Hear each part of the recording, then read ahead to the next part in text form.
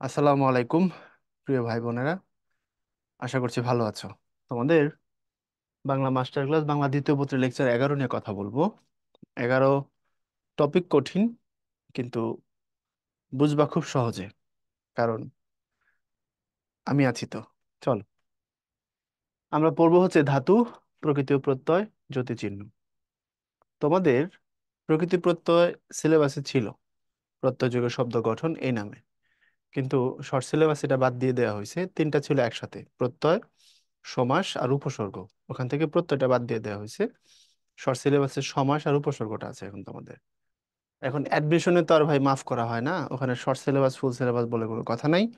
Grammar তোমার full syllabus, এর বাইরের সিলেবাস আরো বাইরে পড়েও কুল পাওয়া মুশকিল হয়। বিগত বছর এখান থেকে প্রশ্ন আসছে। তো আমরা পড়বো। আর প্রকৃতি প্রত্যয়টা পড়লে ধাতুটা পড়তে হয়। মানে ধাতু হচ্ছে প্রকৃতি প্রত্যয়ের বেসিক। তো বেসিকটা পড়ে তারপরে আমরা ধাতুর সবটা পড়বো না, যতটুকু পড়লে প্রকৃতি প্রত্যয়টা তুমি সহজে বুঝতে পারবা, ঠিক ততটুকুই তোমাকে পড়াবো ধাতু। পুরোটা ধাতু তোমার জানতে হবে না, ওকে? তো ধাতু পড়বো, প্রকৃতি প্রত্যয় পড়বো, আর পড়বো হচ্ছে জ্যোতিচিহ্ন। তো চলো শুরু করি। প্রশ্ন: জাতীয় কবি কাজী নজরুল ইসলাম ইউনিভার্সিটিতে আসছে হচ্ছে তোমার 18, 19, 19, 20। এরপরে চিটাগাং জগন্নাথ, সরি, জাহাঙ্গীরনগর থেকে শুরু করে একেবারে বঙ্গবন্ধু শেখ মুজিব পর্যন্ত একটু খেয়াল করে দেখো। যদি আমরা বিগত বছরের প্রশ্নের দেখি, প্রবণতা যদি খেয়াল করি, তাহলে দেখব বিগত বছরে বেশ আসছে। রিসেন্ট টাইমে 18, 19, 19, 20, 18, 19, 19, 20, 19, 20, 19, 20। এটা হচ্ছে 2023-এর কোশ্চেন, চিটাগং বিশ্ববিদ্যালয়ের বি 19, 20, 18, 19। এর মানে তুমি এটাকে হালকাভাবে নিতে পারো না, নেওয়ার কোনো সুযোগ নাই। তোমাকে সিরিয়াসলি নিতে হবে পুরো টপিকটা। তো চলো আমরা একটু দেখি ধাতু জিনিসটা কি। দেখো, ব্যাকরণের ধাতু আর ফিজিক্সের ধাতু দুটো কিন্তু এক না, দুটো ভিন্ন জিনিস। তাই না? তোমরা ফিজিক্সে বা বিজ্ঞানে আমরা পড়ছি ধাতু হচ্ছে মরিচা পড়ে বাড়ি দিলে ঢং ঢং আওয়াজ করে। তারপরে জন্য কি তাপ এবং বিদ্যুৎ সুপরিবাহী আর নানান কি কি সব পড়ছি। বাট ব্যাকরণের ক্ষেত্রে তুমি যখন ধাতুর সংজ্ঞা দিবে, এখানে আলাদা অন্য কথা। এখানে ধাতু মানে হচ্ছে ক্রিয়াপদের মূল। তোমাদেরকে ভাই আগের লেকচারে বুঝাইছিলাম, বিভক্তি যখন পড়ছি তোমার সমাসের লেকচারে, আগেরটাতে, যে হচ্ছে তোমার উম, বিভক্তি দুই রকমের, একটা শব্দ নাম বা কারক বিভক্তি, একটা হচ্ছে ক্রিয়া বিভক্তি। ক্রিয়া বিভক্তিটা হচ্ছে ক্রিয়াপদের সাথে যুক্ত, ইয়ে থাকে, ক্রিয়াপদের ভিতরে থাকে। ধাতুর সাথে ক্রিয়া বিভক্তি যুক্ত ক্রিয়াপদ তৈরি হয়। এই ধাতু ক্রিয়া বিভক্তি সমান ক্রিয়াপদ, এটা আমরা জেনে আসছি। তো ওই জায়গাটাকে আরেকটু মডিফাই করব, যে ধাতু কিভাবে ক্রিয়াপদের মূল, সেই জায়গাটা তোমাকে একটু দেখাই দিব। ঠিক আছে, একটু দেখো। আমরা এখান থেকে দেখে যাই না। দেখো, ক্রিয়াপদের মূলকে ক্রিয়াপদের মূলকে ধাতু বলে। তো ক্রিয়াপদের মূল কিভাবে ধাতু, চলো বিষয়টাকে ব্যাখ্যা করি। আমি পাখি দেখলাম, দেখো, আমি পাখি দেখলাম, বা আমি মাছ ধরলাম, বা আমি মাছ ধরেছি। দেখো, আমি পাখি দেখলাম, কর্তা কর্ম ক্রিয়া। শেষের পদটা হচ্ছে কি, এখন দেখলাম নিয়ে আমরা একটু কাজ করি। লিখলাম, আবার এটাকে দেখলাম। দেখলাম কি, এবার ভাঙো। ভাঙলে কি হবে? দেখ, তারপরে হবে লাম। এখন লামের জায়গায় যদি ব বলো, দেখবো। যদি বেন বলো, দেখবেন। যদি ল বলো, দেখলো। আর যদি লেন বলো, তাহলে দেখলেন। যদি ছ বলো, দেখছো। যদি ছি বলি, তাহলে দেখছি। আর যদি ছিস বলি, তাহলে দেখছিস। এভাবেই চলবে। আরো অনেক লেভেলে তুমি ক্রিয়াপদ লেয়ার বাই লেয়ার তৈরি করতে পারবা। এখন এখানে আমি আসলে ঘটাইছি কি, আমার কাজটা কি ছিল দেখো তো। আমার কাজ ছিল হচ্ছে, আমি ধাতুর সাথে আলাদা আলাদা ক্রিয়া বিভক্তি যুক্ত করছি, যুক্ত করে ক্রিয়াপদ বানাইছি। দ্যাট মিনস, এই হলো ধাতু, এই হলো ক্রিয়া বিভক্তি। ধাতুর সাথে সবসময় এরকম প্রকৃতি চিহ্ন দিতে হয়। দেখ যোগলাম, দেখলাম। এরপরে খেয়াল করো, দেখবো, দেখবেন, দেখলো, দেখলেন, দেখছো, দেখছি, দেখছিস। দেখলাম থেকে শুরু করে দেখছিস পর্যন্ত সবগুলোই তো ক্রিয়াপদ। তো একটা ক্রিয়াপদের সাথে একটা ক্রিয়াপদের পার্থক্য তোমাদের শিখে আসছিলাম ভাইয়া দুই জায়গায়। একটা হচ্ছে টেন্স, আর একটা হচ্ছে পার্সন। এই জন্য পরীক্ষায় অ্যাডমিশনে প্রায় সময় কোশ্চেন হয় এরকম, বা কম্পিটিটিভ যে পরীক্ষাগুলো আছে সেখানে প্রশ্ন হয় যে ক্রিয়াপদের ক্রিয়া বিভক্তি কি নির্দেশক, কাল এবং পুরুষ নির্দেশক। দেখো, দেখলাম আমি, অতীতকাল। দেখবো, এটাও আমি, তবে ভবিষ্যৎকাল। দেখো, টেন্স আর পার্সন চেঞ্জ হয়ে যাচ্ছে।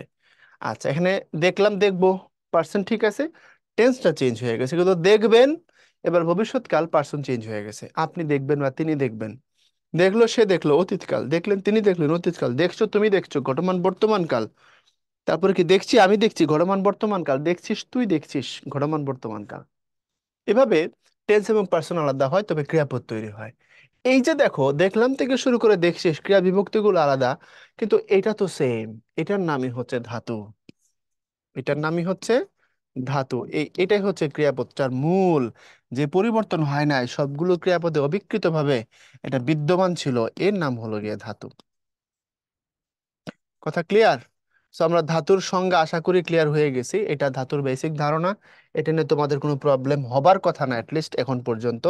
বাদ বাকি যে জায়গাগুলো যেভাবে জানলে তোমার জন্য উপকার হবে, ভাইয়া সবটা তোমাকে আলোচনা করে দিচ্ছি। আমি আবারও মনে করাই দিই, ধাতুর সবটা তোমাকে পড়াবো না, তোমার লাগবেও না, তবে যতটুকু লাগবে ততটুকু একটু জানাই দিচ্ছি। এই ধাতু জিনিসটা বেসিক্যালি তিন রকমের হয়, একটা মৌলিক, একটা সাধিত, একটা যৌগিক। ক্লাস 6 এর আইডিয়া এখানে অ্যাপ্লাই করে দাও। মৌলিক পদার্থ, যৌগিক পদার্থ। মৌলিক পদার্থ কোনটা? যেটাকে ভাঙলে তার মধ্যে ওই পদার্থ ব্যতীত অন্য কোনো কিছু নাই, সেটারে মৌলিক বলে। কাঠের মধ্যে কাঠ হয়ে আছে, অন্য কিছু নাই। পানির মধ্যে হাইড্রোজেনও আছে, অক্সিজেনও আছে, এর মানে পানিকে আর মৌলিক বলা চলছে না, এটাকে তোমার যৌগিক বলতে হবে, যেহেতু হাইড্রোজেন অক্সিজেন দুইটার উপস্থিতি H2O। তাহলে এখানেও আমরা একই কাজ করব। মৌলিক মানে হচ্ছে এমন ধাতু, নিষ্কলুষ, নির্ভেজাল, জেন্টলম্যান, ভালো লোক আমার মতো, ঠিক আছে, ভেজাল নাই, ভালো, এমন হলে তারা বলা হয় মৌলিক। আচ্ছা, তাহলে যৌগিকটা সাথে তো মাঝখানে থাকুক, তাহলে যৌগিকটা কি হবে? ভেজাল আছে, নিশ্চয় ভেজাল আছে, কোনো কিছু যুক্ত হয়েই ধাতুটা হবে, একেবারে নিষ্কলুষ না এটা। সাধিত যেটা, এটাতে সামান্য ভেজাল আছে, এর মানে মৌলিক ভেজাল নাই, সাধিত সামান্য ভেজাল, যৌগিক পুরোপুরি ভেজাল। ক্লিয়ার কথাটা? দেখো তো, এই মৌলিক ধাতু তিন রকম, একটা হচ্ছে বাংলা, একটা সংস্কৃত, একটা বিদেশি। এখন মনে রেখো, যেটা বাংলা এটা দেখতে একটু সহজ হবে, যেটা সংস্কৃত এটা সামান্য কঠিন হবে, এবং বাংলা সংস্কৃত অলমোস্ট তোমার হচ্ছে প্যারালাল। ম্যাক্সিমাম ধাতু যেগুলো বাংলা আছে সেগুলো সংস্কৃত আছে। খবরদার, সবগুলো না, উল্টা বুঝো না, কিন্তু ম্যাক্সিমাম ধাতুর যেগুলো বাংলা হয় সেগুলো সংস্কৃতও হয়। তো দেখো, যেগুলোর বাংলা হয় সেগুলো সংস্কৃতও হয়, সেগুলোর মধ্যে তুমি পার্থক্য কিভাবে করবা? পার্থক্য করবা হচ্ছে, যেটা একটু সহজ মনে হবে সেটা বাংলা, যেটা কঠিন মনে হবে সেটা সংস্কৃত। এটা হচ্ছে চেনবার জন্য তোমাকে আমি একটা খুব একটা সিম্পল একটা উপায় বললাম আর কি। একটু দেখো ওই জায়গায়, আঁক আর অঙ্ক। আঁক মানে আঁকলাম, ওখান থেকে যদি ক্রিয়াপদ বলো, আর অঙ্ক থেকে সেটা হলো অঙ্কন করলাম, কর থেকে করলাম, কৃত থেকে কৃ থেকে কৃত হয়েছে। এরপরে দেখ থেকে দেখা বা দেখেছি, আর দৃশ থেকে দর্শন। আচ্ছা, কাঁধ থেকে কাঁদলাম বা কাঁদলো, ক্রন্দ থেকে হয়ে গেল ক্রন্দন। তাহলে বুঝে থাকলে বলো, পার্থক্য খুঁজে পাইছো কিনা দেখো। আমি সুন্দরবন দেখেছি, আর আমি সুন্দরবন দর্শন করেছি। আচ্ছা ভাইয়া, দেখেছিটা সহজ না দর্শন করেছিটা সহজ?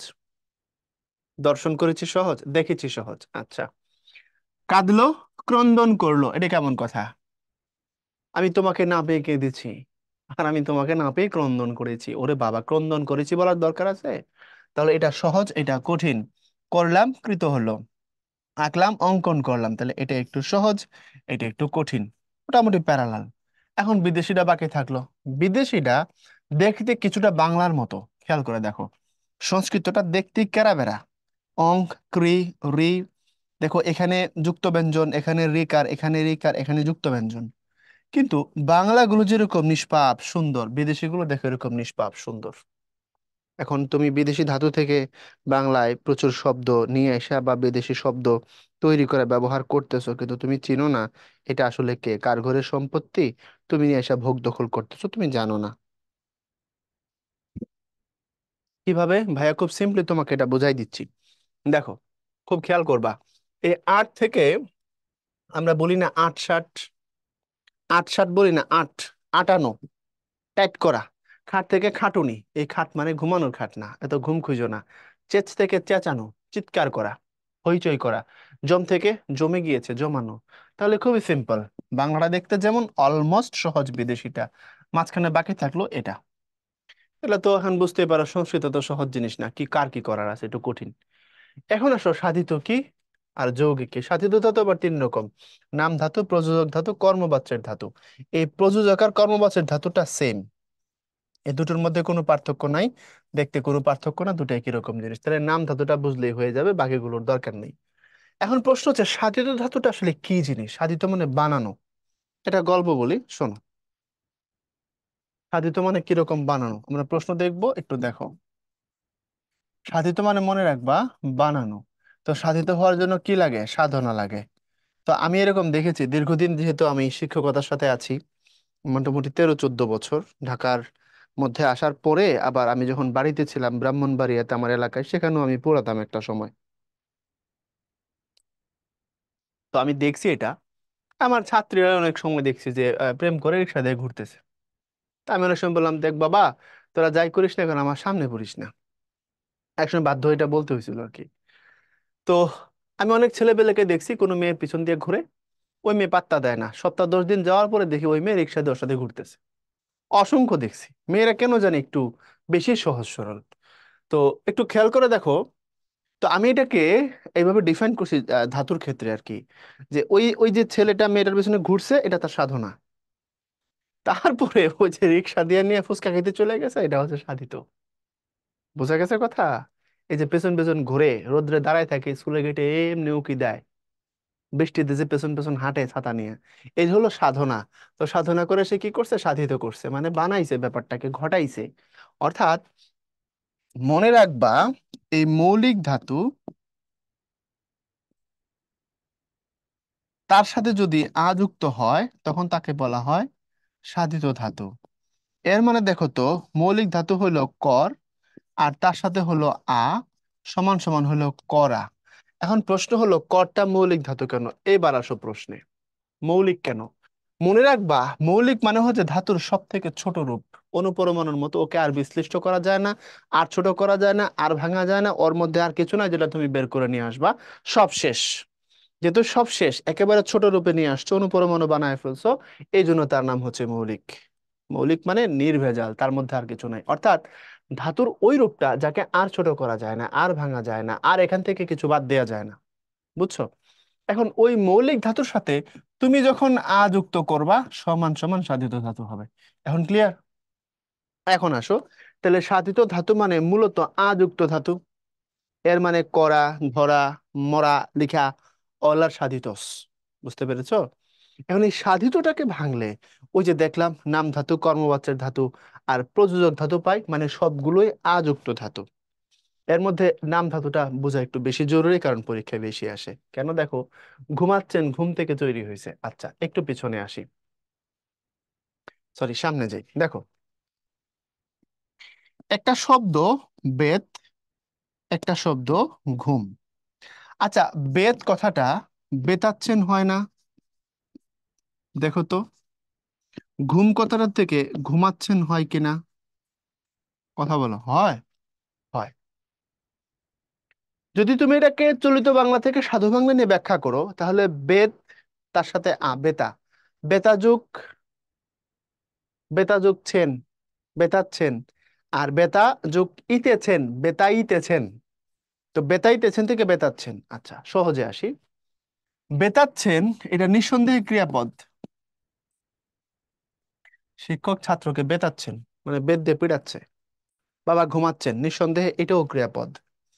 এখন এই বেতাচ্ছেন কথাটা ক্রিয়াপদ, কিন্তু তার মূলে আছে বেত শব্দটা। তো বেত কি আসলে নাউন নাকি ধাতু? বেত শব্দটা 100% নাউন, নো ডাউট। এটা একটা লাঠি, কঞ্চির মধ্যে, ধরো বাঁশের কঞ্চি বা অন্য কোনো নলখাগড়া। আমাদের এলাকায় একটা, মানে জালি বেত বলতো আমাদের টিচাররা, এক ধরনের গাছই ছিল, ওটা বেতেরই গাছ, ওটা শুকায় বেত বানানো হতো। তাহলে এটা একটা নাউন, মূলটা নাউন, এখান থেকে ক্রিয়াপদ।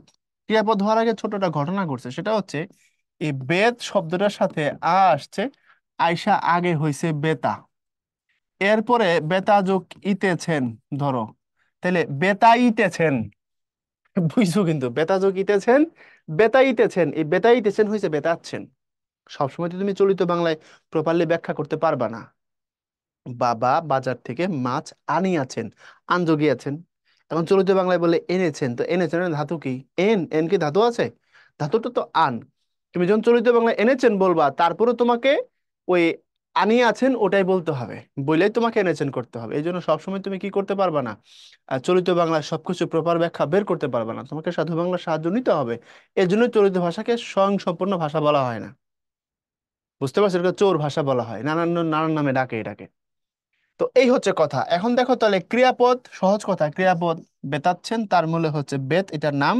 আর নামের সাথে আ যুক্ত হয়ে মূলত নাম ধাতু তৈরি হয়েছে। যেহেতু আ যুক্ত, এটা সাধিত ধাতু, আ থাকলে সোজা কথা।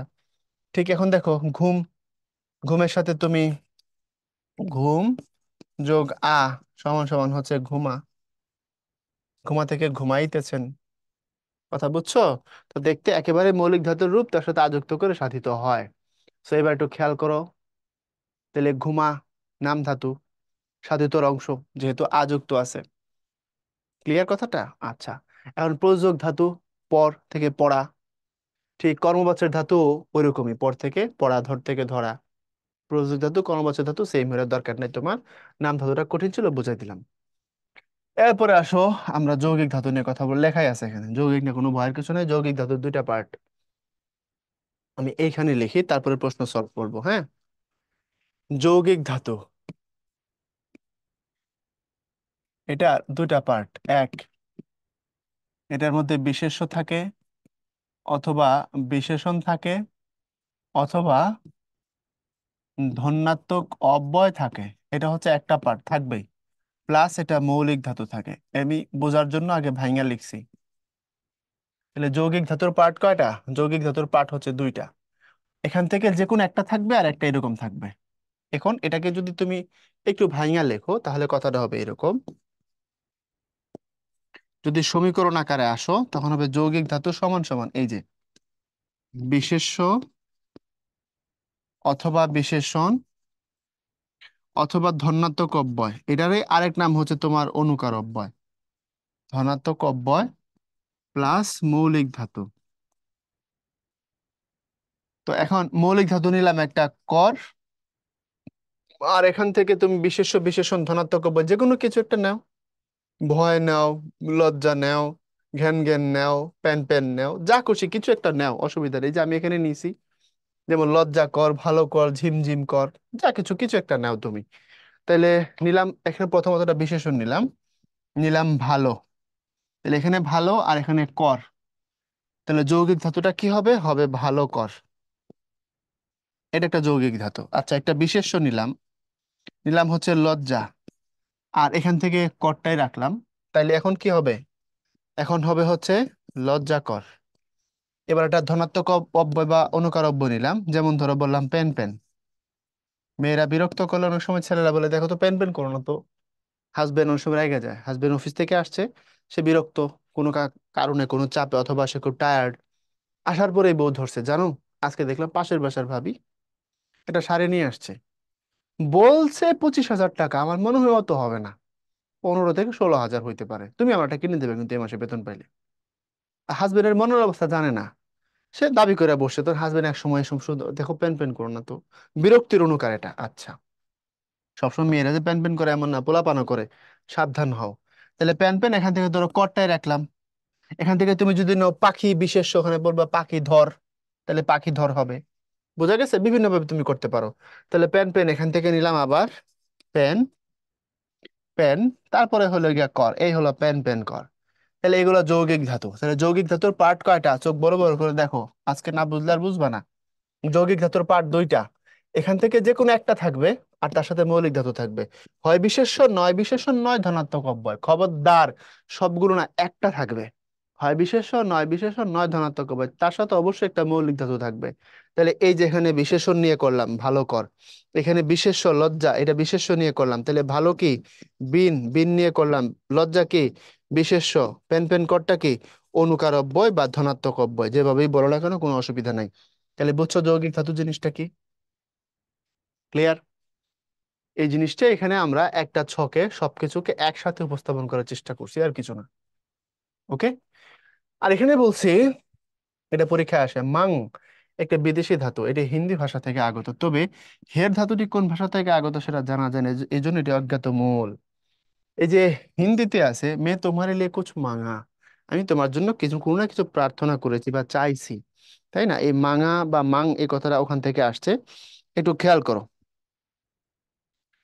তাহলে মাং একটি বিদেশি ধাতু বলছে, এটা হিন্দি থেকে আসছে, তবে হের ধাতুটি কোন ভাষা থেকে আগত তা তা জানা যায় না। আচ্ছা, আমরা মাঙের সাথে পরিচিত হইলাম বিদেশি হিসাবে, আর হের কোথা থেকে আসছে আমরা জানি না। জানি না বলে আমরা বলছি এটা অজ্ঞাত মূল। অজ্ঞাত মূল মানে এটার উৎসমূল সম্পর্কে আমাদের কোনো ধারণা নাই, এর জন্য অজ্ঞাত মূল। মাং শব্দের তো প্রার্থনা করা, হের মানে দেখা। দেখা মানে কিরকম দেখো তো, কাটা হেরি ক্ষান্ত কেন কমল তুলিতে, দুঃখ বিনা সুখ লাভ হয় কি মোহিতে। কাটা হেরি ক্ষান্ত কেন, কেন পান্ত ক্ষান্ত হও হেরি দীর্ঘ পথ, উদ্যম বিহনে কার পুরে মনোরথ। খেয়াল করে দেখো, তাহলে কাটা হেরি ক্ষান্ত কেন কমল তুলিতে, কাটা হেরি ক্ষান্ত কেন কমল তুলিতে, দুঃখ বিনা সুখ লাভ হয় কি মোহিতে। তুমি কাটা দেখে ক্ষান্ত হয়েছ কেন, থেমেছো কেন? কমল মানে হচ্ছে পদ্ম, পদ্মের মধ্যে কি থাকে? কাটা থাকে। তো বলছে তুমি কেন থামছো? তুমি কাটা দেখে যদি থামো তাহলে তো হবে না। কেন পান্থ ক্ষান্ত হও হেরি দীর্ঘ পথ, হে পান্থ, হে পথিক, তুমি ক্ষান্ত হয়েছে কেন দীর্ঘ পথ দেখে? উদ্যম বিহনে কার পুরে মনোরথ। উদ্যম ছাড়া, ধৈর্য ছাড়া, প্রচন্ড কাজ করা ছাড়া কার মনের ইচ্ছা পূরণ হয়? বুঝছো কথাটা? দুই জায়গায় হেরি মানে দেখা। কেন পান্থ ক্ষান্ত হও হেরি দীর্ঘ পথ, হেরি মানে দেখে। কাটা হেরি ক্ষান্ত কেন কমল তুলিতে, কমল তুলতে গিয়ে কাটা দেখে থামছো কেন? দুই জায়গায় দুইটা কথারই ভাবার তো এক। জীবনে কষ্ট ছাড়া কেষ্ট মিলে না, তাই তো? তাহলে হেরিমানা দেখা, বুঝতে পেরেছো? তবে এটা কই থেকে আসছে আমরা জানি না। এটা আবার ফির হেরা ফেরি না, ওইটা প্যাচ লাগাই দিলে হবে না। ওকে, তাহলে ধাতুর বেসিক আইডিয়া আমরা শিখলাম। এখন আসে এখান থেকে প্রশ্ন কি। ধৃ এই ধাতুর অর্থ ধারণ করা, ফিরে আসা, গ্রহণ করা, ছেড়ে যাওয়া। ধারণ করা, বুঝতে পারছো? ধারণ করা বোঝাই যাচ্ছে। আচ্ছা, তারপরে আসো, নিচের কোনটি নিযন্ত ধাতু? নিযন্ত ধাতুর আরেকটা নাম আছে, ওই নামটা আমরা একটু যদি দেখতাম তাহলে ভালো হইতো আর কি। এই যে এটা প্রযোজক ধাতু, যেটা এটারই আরেক নাম নিযন্ত ধাতু। সো করা এটা নিতে পারবো আমরা এখান থেকে, হ্যাঁ। এরপরে নিচের কোনটি বাংলা ধাতু নয়? নিচের কোনটি বাংলা ধাতু নয়? কাঠ, কাঁধ, জান, মাগ। মাগ এটা ভিক্ষে মেগে খায়, ওটা বিদেশি ধাতু মাং থেকে আসছে। ভিক্ষে মেগে খায়, মেগে খায় মানে প্রার্থনা করে, এটা বাংলাতে আছে এটা। পাঠক শব্দটি কোন শ্রেণী ধাতু থেকে আগত হয়েছে? এটা সংস্কৃত মূল থেকে আইছে, কারণ পাঠকের মূল হচ্ছে পট। এই যে পট যোগ অগ বা নক সমান সমান হচ্ছে পাঠক, এই পট হচ্ছে ধাতু। ওকে, এটা আবার রস্বইকার মনে করবে, পোলাপান খারাপ আছে। এটা হচ্ছে এই, ওকে। তারপর শব্দকে ভাঙলে যে ক্ষুদ্রতম অর্থবোধক একক পাওয়া যায় তাকে কি বলে? ধাতু বলে। সব থেকে ছোট আর করা যাচ্ছে না। ও আচ্ছা, এখানে একটু কথা আছে, শব্দকে ভাঙলে বলছে, আই এম সো সরি। ক্রিয়াকে ভাঙলে তো বলা নাই, ধাতু পড়াচ্ছি তো জানা নেই বলছি। রূপমূল বা শব্দমূল, শব্দের ক্ষুদ্রতম অংশকে রূপ বলে না, আর রূপের মূল হচ্ছে রূপমূল। সংস্কৃত তো শুন কহ আখ হস, শুন কহ আখ হস, হস এটা সংস্কৃত হতো, বাকিগুলো সব বাংলা। এরপর বিভক্তির নাম শব্দকে বলা হয় প্রাতিপদিক। একটু বানানগত ব্যাপার আছে, এই যে ডি হচ্ছে উত্তর। এটাকে অনেকভাবে লেখা যায়, দেখো এখানে প্রাতিপদিক, এখানে প্রতিপাদিক। আরো দুইভাবে লেখা যায়, একটা হচ্ছে প্রাতিপাদিক, আরেকটা হচ্ছে প্রতিপদিক। বুঝছো? এইরকম চার ভাবে এটা লেখা যায়, দেখো কাছাকাছি সব। আকার আকার আকার আকার, ভেজাল আছে। তো উত্তর হবে প্রাতিপদিক। বিভক্তির নাম শব্দ মানে কি? এখানে আমি লিখে দিই এটা, হ্যাঁ। দেখো, প্রাতিপদিক হবার শর্ত দুটা। এক নম্বর শর্ত, এটা অবশ্যই নাম শব্দ হওয়া লাগবে। দুই নম্বর শর্ত, এটা বিভক্তিহীন হওয়া লাগবে। এখন আমি বললাম যে আমরা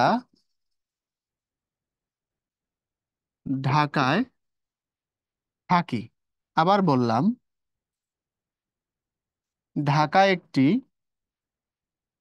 বড় শহর। এখন দুই বাক্যে একটা শব্দ আছে দেখো কমন, ঢাকা। এই যে এখানে ঢাকা, এখানেও ঢাকা। তো দুইটার পার্থক্য কি? পার্থক্য হলো এই ঢাকার সাথে বিভক্তি যুক্ত আছে, কিন্তু এই ঢাকার সাথে বিভক্তি যুক্ত নাই। এখন আমি বলছি প্রাতিপদিক হওয়ার শর্ত হলো অবশ্যই নাম শব্দ হওয়া লাগবে, হ্যাঁ। এটাও নাম শব্দ, এটাও নাম শব্দ। দ্বিতীয় কথা হচ্ছে বিভক্তিহীন হওয়া লাগবে। এই ঢাকার সাথে বিভক্তি যুক্ত, তাই এটা প্রাতিপদিক নয়। এটা বিভক্তিহীন, তাই এটা প্রাতিপদিক। বুঝছো কথা? তাইলে যত নাম শব্দ আছে যদি তার সাথে বিভক্তি যুক্ত না থাকে তখন তাকে প্রাতিপদিক বলা যাবে, আদারওয়াইজ প্রাতিপদিক বলা যাবে না। বিভক্তি যুক্ত হইলেই শেষ। সুমন ভালো ছেলে, আর সুমনকে ডেকে নিয়ে আসো, সুমন কে বিভক্তিযুক্ত হয়ে গেছে, আর প্রাতিপদিক বলা যাবে না। তবে সুমন ভালো ছেলে এখানে প্রাতিপদিক বলার চান্স আছে, মানে বলা যাবে, কোনো অসুবিধা নেই। ওকে, তারপরে আসো, ক্রিয়াপদকে বিশ্লেষণ করলে পাওয়া যায় ক্রিয়ামূল, ক্রিয়া বিভক্তি, ধাতু, সবগুলো সবগুলো পাওয়া যাবে। হ্যাঁ, সবগুলো পাওয়া যাবে। কারণ কি দেখো, কারণ হচ্ছে, ও, আমি তো সব কোশ্চেন হলুদে দাগাই না, এটা হলুদেই থাকুক। দেখো, মনে রাখবা,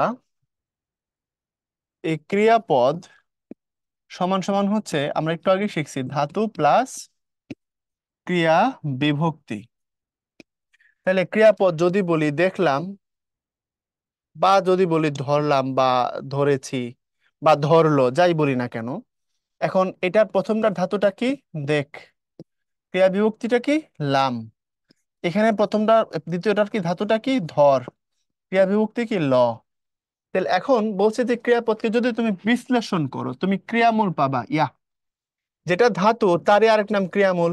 তাহলে আমি পাইছি ক্রিয়ামূল, মানে ক্রিয়ামূল পাওয়া মানে ধাতু পাওয়া। এখন হচ্ছে ক্রিয়া বিভক্তি, হ্যাঁ ক্রিয়া বিভক্তি, এই যে লামটা লটা, আর ক্রিয়াপদের অংশ তো দুটো, একটা ক্রিয়া বিভক্তি একটা ধাতু। এর মানে তুমি তিনটায় পাচ্ছ, অর্থাৎ উত্তর হচ্ছে সবগুলো। ক্লিয়ার কথাটা? তারপরে ক্রিয়াপদের মূল অংশকে বলা হয় ধাতু, প্রাতিপদিক, প্রত্যয়, অনুবন্ধ, 100% ধাতু।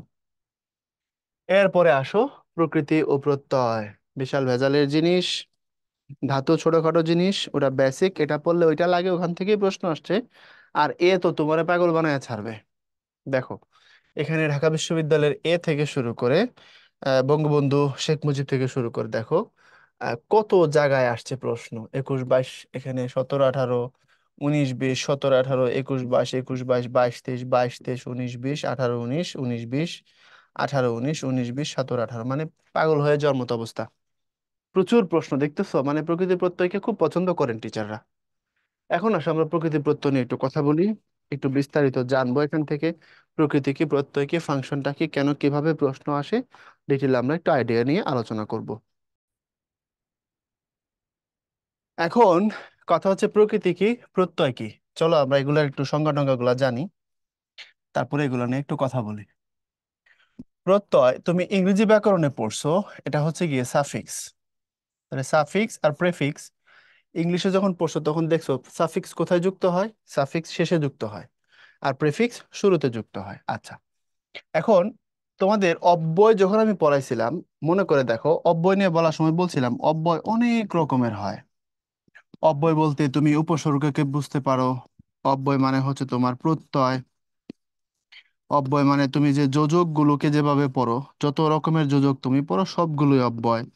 তারপরে যে লগ্নক গুলো আছে, 4টা লগ্নক আছে দেখছো তোমরা, এগুলো সবগুলোই হচ্ছে অব্যয়। ওখানে দেখবা বিভক্তি আছে, বচন আছে, বলক আছে, নির্দেশক আছে, সেগুলো অব্যয়।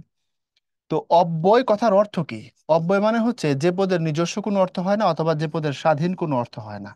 সহজে বুঝবা, স্বাধীন অর্থ নাই, তো স্বাধীন অর্থ নাই যেসব পদের, সেগুলোই হচ্ছে অব্যয়।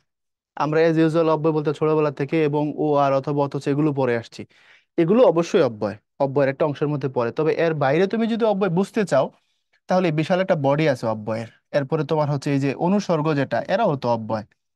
ইংরেজিতে যেটা তুমি প্রিপোজিশন পড়ো, বাংলায় যেটা অনুসর্গ, এটাও অব্যয়। কারণ এটাও নিজস্ব বা স্বাধীন, বা একা থাকলেও তো সে অর্থ দিতে পারে না, বাক্যের ভিতরে গেলে তার পাওয়ার আছে।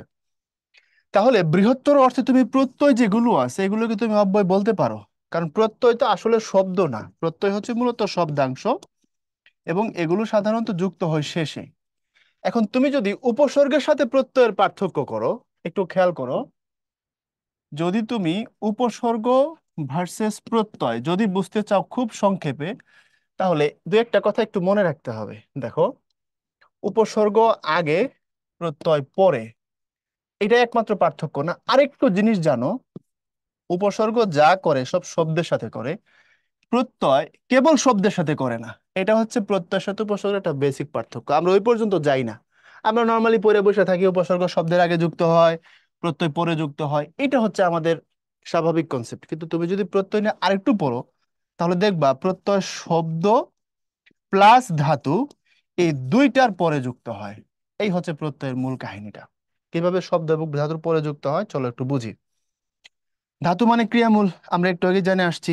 আর শব্দ মানে হচ্ছে এখানে ধাতুর বাইরে যত মূল আছে, ধাতুর বাইরে যত মূল আছে, নর্মালি এক কথায় যদি বলো এই সবগুলোকে গ্রামারের ভাষায় শব্দমূল বলা হয়। কারণ মোটা দাগে আমাদের ভাষায় যত শব্দ আছে আমরা যা ব্যবহার করি এটা দুই রকমের, একটা হচ্ছে নামজাত, একটা ক্রিয়াজাত।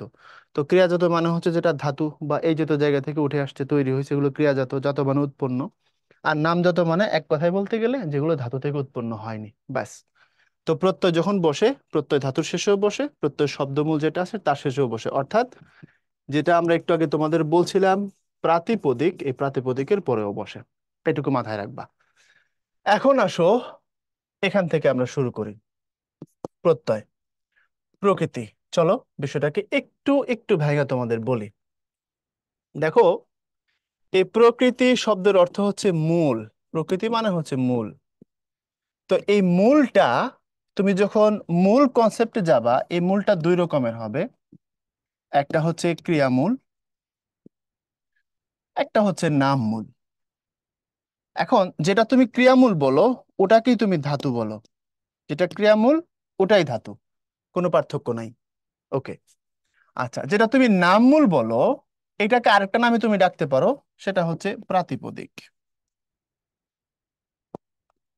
এখন দেখো, যেহেতু প্রকৃতি মানে মূল, তাহলে যেটা ক্রিয়ামূল সেটা যদি ধাতু হয়ে থাকে সেটাকে তুমি প্রকৃতিও তো বলতে পারো। তুমি বলতে পারো সেটাকে ক্রিয়া প্রকৃতি, এভাবেও তো বলতে পারো। তাহলে যেটাই ক্রিয়ামূল সেটাই ধাতু, সেটাই ক্রিয়া প্রকৃতি। আচ্ছা, এখন আসো যেটা নামমূল সেটাই প্রাতিপদিক, তাহলে সেটাকে তুমি আরেকটা নামে বলতে পারো নাম প্রকৃতি। এখান থেকে একটা জিনিস পরিষ্কার হওয়া খুব জরুরি। প্রকৃতি যদি মূল হয়ে থাকে, এই মূলের তিনটা রূপ আছে এখানে। প্রকৃতি যদি মূল হয়ে থাকে এই মূলের এখানে তিনটা রূপ আছে। এখন আসো, প্রত্যয় যখন যুক্ত হয় প্রত্যয় এদের সাথেও যুক্ত হয়, প্রত্যয় যখন যুক্ত হয় প্রত্যয় এদের সাথেও যুক্ত হয়। এখন তুমি যখন পড়ছো যে প্রত্যয়টা দুই রকমের হয়, একটা হচ্ছে কৃৎ প্রত্যয় আর একটা হচ্ছে তদ্ধিত প্রত্যয়, এটা তো 9-10 থেকে পড়ে আসছো। একটা কৃৎ প্রত্যয়, একটা তদ্ধিত প্রত্যয়। তো কৃৎ প্রত্যয় কোনটা, তদ্ধিত প্রত্যয় কোনটা? তোমাদের অ্যাডমিশনে যখন প্রশ্ন আসে বেশিরভাগ সময় দুই লেভেলের প্রশ্ন আসে। প্রকৃতি প্রত্যয় থেকে যখন তদ্ধিত থেকে আসে তখন জিজ্ঞাসা করে যে এই প্রত্যয়টা কোন অর্থে বসছে। তদ্ধিতের ক্ষেত্রে সাধারণত নির্ণয় করতে খুব একটা বলে না, তোমাকে কোন অর্থে বসছে এটা জিজ্ঞাসা করতে পারে, এক। আর যখন কৃৎ প্রত্যয়ের ক্ষেত্রে প্রশ্ন আসবে, এটা শব্দ দিয়ে জিজ্ঞেস করতে পারে যে এটার সঠিক প্রকৃতি প্রত্যয় কোনটা নির্ণয় করো। দরকার শব্দ দিয়ে দিল, এটার চারটা বিশ্লেষণ দিবে, খুব কাছাকাছি থাকবে, হসন্তর মারপেস থাকবে, তুমি সেখান থেকে অ্যান্সার করতে হবে এটা হচ্ছে ঠিক উত্তর। এটা হচ্ছে একটা ডাইমেনশন। আর এখান থেকে আরেকটা প্রশ্ন আসতে পারে, ওই রকমের প্রশ্ন আসলে একটু কঠিন হয়ে যাবে। যদি একটা শব্দ দিয়ে বলে সঠিক প্রকৃতি প্রত্যয় কোনটা, এটা দিলে তুমি সহজে বুঝতে পারবা। কিন্তু যদি এটা না দিয়ে তোমাকে একটু ঘুরায় এই জায়গাটার মধ্যে কৃৎ প্রত্যয়ের ক্ষেত্রে, তখন দিতে পারে, ধরো একটা শব্দ দিয়ে দিল যে উক্ত, এটা সঠিক প্রকৃতি প্রত্যয় কোনটা, এই। অথবা ধরো তোমারে বললো যে বাংলা প্রত্যয় কোনটা, সরি বাংলা তোমার ক্রিয়ামূল কোনটা, বা বাংলা ধাতু থেকে কোনটা তৈরি হয়েছে, সংস্কৃত ধাতু থেকে কোনটা তৈরি হয়েছে, বিদেশি ধাতু থেকে কোনটা তৈরি হয়েছে, তাইলে এখান থেকে তোমার প্রশ্ন করতে পারে যে নিচের কোন শব্দটি বাংলা প্রত্যয় যোগে, নিচের কোন শব্দটি বিদেশি প্রত্যয় যোগে, নিচের কোন শব্দটি সংস্কৃত প্রত্যয় যোগে, এটা একটা কোশ্চেন। তাহলে তুমি যদি প্রশ্ন বোঝো, এটা কথা বলি শোনো, যদি বৃষ্টি আসে তোমার কাছে ছাতা থাকা জরুরি, তুমি যদি শরীর বাঁচাইতে চাও। আচ্ছা, ধরো বৃষ্টি আসলো তোমার কাছে ছাতা আছে, ছাতা এই গ্যারান্টি দেয় না যে তুমি তোমার শরীর বাঁচায় ফেলতে পারবে। আচ্ছা, তাহলে কি কি করতে হবে তোমাকে শরীর বাঁচানোর জন্য? যে দিক থেকে বৃষ্টি আসতেছে ছাতাটা ঠিক ওই দিকে ধরতে হবে। তাইলে তুমি যেদিকে ছাতা, যেদিকে বৃষ্টি সেদিকে তুমি ছাতা ধরবা, এটা হচ্ছে তোমার কাজ। এর মানে হলো তোমাকে একটা জিনিস শিখলেই হবে না, তোমাকে এমন ভাবে শিখতে হবে যেন তুমি সেটা দিয়ে পরীক্ষায় ফেস করে আসতে পারো, তুমি যেন সেটা দিয়ে পরীক্ষায় একটা মার্কস ক্যারি করে আসতে পারো। এটা তোমার দ্বিতীয় কাজ। তো এখন তদ্ধিত প্রত্যয় থেকে আমি বলছি, সাধারণত তদ্ধিত প্রত্যয় থেকে অর্থ জানতে চায় যে তদ্ধিত প্রত্যয় যে যুক্ত হয়েছে কোন অর্থে যুক্ত হয়েছে, ঘর যোগ আমি, ঘর আমি, এখানে আমিটা কোন কোন অর্থে এখানে প্রত্যয় হয়েছে, চলন যোগ সই, চলন সই, সইটা কোন অর্থে হয়েছে। এটা হলো তদ্ধিত প্রত্যয়ের ক্ষেত্রে। বাঘ যোগ আ বাঘা, এই আ প্রত্যয়টা কোন অর্থে হয়েছে? চোর যোগ আ চোরা, এটা কোন অর্থে হয়েছে? এটা হলো তদ্ধিত প্রত্যয়ের কোশ্চেন। কিন্তু কৃত প্রত্যয়ের ক্ষেত্রে অর্থ জিজ্ঞেস করে না, এটাই হলো ভেজাল। এখানে তোমাকে একটা শব্দ দিয়ে দিবে, দিয়ে বলবে এটা সঠিক প্রকৃতি প্রত্যয় কোনটা, তোমাকে চারটা নির্ণয় করার জন্য দিবে, তুমি যে কোনো যেটা সঠিক সেটাকে অ্যান্সার করবা। অথবা তোমারে এরকম করে একটা ধরো শব্দ দিয়ে বলতে পারে এটা কি কৃত প্রত্যয় সাধিত নাকি তদ্ধিত প্রত্যয় সাধিত। এখন কৃত প্রত্যয় সাধিত নাকি তদ্ধিত প্রত্যয় সাধিত এটা বোঝার জন্য তোমাকে আগে চিনতে হবে যে কৃত প্রত্যয়টা কখন হয়, তদ্ধিত প্রত্যয়টা কখন হয়। চলো বিষয়টা নিয়ে একটু আলোচনা করি। আসো, মনে রাখবা আমরা যেটা এখানে লিখলাম যে প্রত্যয় কৃত হয় প্রত্যয় তদ্ধিত হয়, এটাকে আমি এখানে আবার একটু বিশ্লেষণ করি। দেখো, এই হলো প্রত্যয়, যদি সেটা ধাতুর সাথে যুক্ত হয় তখন সেটা হচ্ছে কৃত, আর যদি সেটা নামমূলের সাথে যুক্ত হয় তখন সেটা হচ্ছে তদ্ধিত। আচ্ছা, এখন আসো, আমি একটু আলাদা কালার করে নিই, তাহলে তোমাকে আমি সহজে বুঝাইতে পারবো। দেখো, এই হলো দেখ যোগ আই সমান সমান দেখাই। আচ্ছা, অথবা ধরো শুন যোগ আই সমান সমান শুনাই বা শোনাই। একটানা গেলাম, এক নম্বর।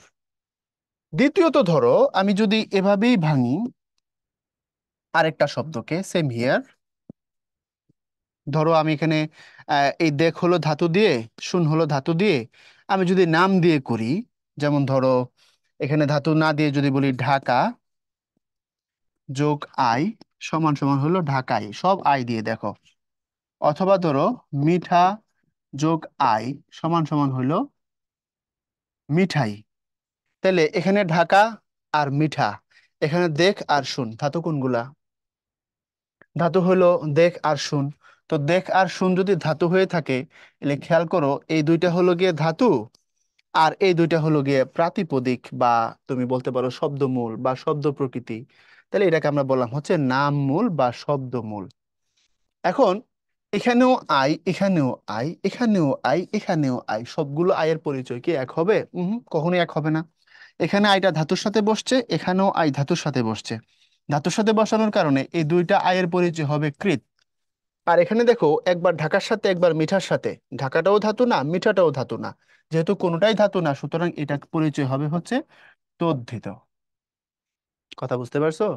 তাহলে আমরা প্রকৃতি প্রত্যয় নির্ণয় করার ক্ষেত্রে দুইটা কথা খুব ভালো মতো মনে রাখবো। এক, যদি ধাতুর সাথে বসে তখন সেটা কৃত প্রত্যয়, আর যদি নামমূলের সাথে বসে প্রাতিপদিকের সাথে বসে তখন সেটাকে আমরা বলবো তদ্ধিত প্রত্যয়। হিসাব শেষ। তাহলে তুমি মনে রাখবা, এই দেখো, এই ধাতুর সাথে বসলে কৃত হয়, তো এই কৃত কথাটার সাথে কি এটা ক্রিয়া সম্পর্ক আছে না? ধাতু থেকে ক্রিয়াপদ তৈরি হয় আর ধাতুর সাথে যুক্ত হওয়া প্রত্যয়টা কৃত, আর নামমূল বা প্রাতিপদিকের সাথে যুক্ত হওয়া প্রত্যয়টা হচ্ছে তদ্ধিত। এখন এই জায়গায় একটু আবার তাকাও, দেখো তো আমি এখানে এই দুইবার আই কে বলছি কৃত, এখানে দুইটাই আয় আছে, আবার বলছি তদ্ধিত। তাহলে বুঝতে হবে কোনো প্রত্যয়ের নির্দিষ্ট কোনো ফিক্সড পরিচয় হয় না। একটা প্রত্যয় কৃত হবে না তদ্ধিত হবে এটা তার উপর ডিপেন্ড করে না, এটা ডিপেন্ড করে সে কার সাথে বসছে তার উপরে। কথা বুঝতে পারো নাই? এখন আমি যদি তোমার একটা লিস্ট করে দিয়ে বলি যে এগুলো সবগুলো কৃত প্রত্যয়, এগুলো সবগুলো তদ্ধিত প্রত্যয়, তাহলে তো হবে না। কারণ কোনটা কৃত হবে কোনটা তদ্ধিত হবে ফিক্সড কোনো হিসাব কিতাব নাই। কথাটা হচ্ছে একটা প্রত্যয় কার উপর বসলো কার সাথে যুক্ত হলো তার উপর ডিপেন্ড করে তার পরিচয় নির্ধারিত হয়। এর মানে যদি এই যে কৃতটা বসছে একটা ধাতুর সাথে, তার জন্য তার আমি কৃত বলছি, এখানে তাকে আমি তদ্ধিত বলছি কস সে বলছে বসছে একটা নামমূল বা প্রাতিপদিকের সাথে। তাহলে প্রত্যয়ের পরিচয় ডিপেন্ড করে কার উপর? প্রত্যয় নিজের উপর? না, প্রত্যয় নিজের উপর ডিপেন্ড করে না, ডিপেন্ড করে সে কার সাথে বসছে তার উপর। বুঝতে পারছো কথা? এখন আসো, সামনের দিকে আমরা যাব। তাহলে প্রকৃতি জানলাম, প্রকৃতি শব্দের অর্থ সূত্র, ক্রিয়াবাচক শব্দের মূলকে ক্রিয়া প্রকৃতি বলে বা ধাতু বলে, আর নামবাচক শব্দের মূলকে নাম প্রকৃতি বা প্রাতিপদিক বলে, এগুলোর আমরা কথাবার্তা বলে ফেলছি। এখন প্রত্যয় কি? প্রত্যয় অব্যয়সূচক শব্দাংশ, নিজস্ব অর্থ নাই, এগুলো প্রাতিপদিক এবং ধাতুর উপরে যুক্ত হয় নতুন শব্দ তৈরি করে। তোমাদের বলেছি যে প্রত্যয় শব্দ নয়, প্রত্যয় শব্দাংশ। শেষে বসে, কার শেষে বসে? ধাতুর শেষে বসে, এবং শব্দমূল বা নাম মূলের শেষে বসে। এটাকে ইংলিশে সাফিক্স বলা হয়। এখন সামনের দিকে চলো, এগুলো একটু বুঝতে হবে, কঠিন লাগবে, তোমার একটু আনইজি লাগতে পারে, একটু গিলতে সমস্যা হইতে পারে, কিন্তু তোমার এটা জানতে হবে, কিছু করার নেই, এটা লাগবে। কেন লাগবে? দেখো, খেলনা থেকে শুরু করে এখানে সাহিত্য বা মোড়ক বা চল বা হচ্ছে ডুব, এগুলো থেকে প্রায় সময় তুমি প্রশ্ন দেখছো, খেয়াল করো। এক, দুই, এখানে দেখো আরেকটু ঝামেলা আছে, এগুলো সংস্কৃত একটু কঠিন, তবে এটাও তোমাকে জানতে হবে। আর তদ্ধিত প্রত্যয়টা সহজ, এটা তোমাকে আমি টাচ করে দেবো, তুমি এমনি পারে যাবা, কোনো অসুবিধা হওয়ার কথা না। এরপরে আমরা চলে যাব হচ্ছে তোমার তদ্ধিত প্রত্যয় শেষে আমরা চলে যাব যতি চিহ্নে। দেখো, একটু খেয়াল করো, বলছি উপসর্গ যেমন শব্দের আগে বসে প্রত্যয় তার বিপরীত শব্দ এবং ধাতুর পরে প্রত্যয় যুক্ত হয়। আচ্ছা, এখানে এই অনা, অনা, অন্ত, অক, আই, অন্ত, আনি, এখানে আই, আমি, ই, ইয়া, আ, স্ন, ইক, এগুলো সবগুলো প্রত্যয় যাদের নিচে আমি মার্ক করলাম। আচ্ছা, এখানে এটা খেলের সাথে, এটা দুলের সাথে, এটা ডুবের সাথে, এটা মুড়ের সাথে, এটা দেখের সাথে, এটা অন্তর সাথে, এটা শুনের সাথে যুক্ত হয়েছে। আচ্ছা, এখন আমি কিন্তু বলি নাই কোনটা কৃত প্রত্যয় কোনটা তদ্ধিত প্রত্যয়, নির্ণয় করবা তুমি।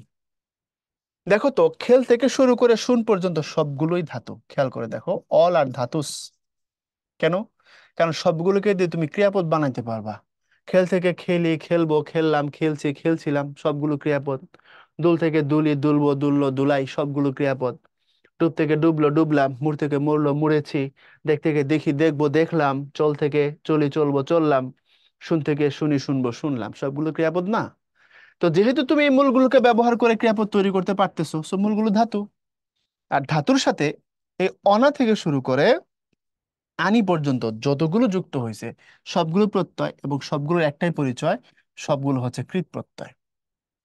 কিন্তু এখানে দেখো, তুমি এই জায়গায় আই কথাটাকে কৃত হিসেবে সাব্যস্ত করছো, কিন্তু এখানে দেখো ঢাকা যোগ আই, ঢাকাই, এই ঢাকা আর আই, আই ঢাকার সাথে বসে, ঢাকা নাম, পাগল ধাতু না অন্তত নাম, জমিদার নাম, পাথর নাম, ডিঙি নাম, শিশু নাম, সাহিত্য নাম, যেহেতু অল আর নামস, তাহলে এই নামের সাথে ঢাকা থেকে শুরু করে সাহিত্য পর্যন্ত, তাদের সাথে আই থেকে শুরু করে ইক পর্যন্ত যতগুলো প্রত্যয় এখানে যুক্ত হয়েছে, তাদেরকে তো আর তুমি এখানে চাইলেই এখানকার মতো কৃত বলতে পারবে না, এদেরকে বলতে হবে তোমার তদ্ধিত। কেন তদ্ধিত বলতে হবে?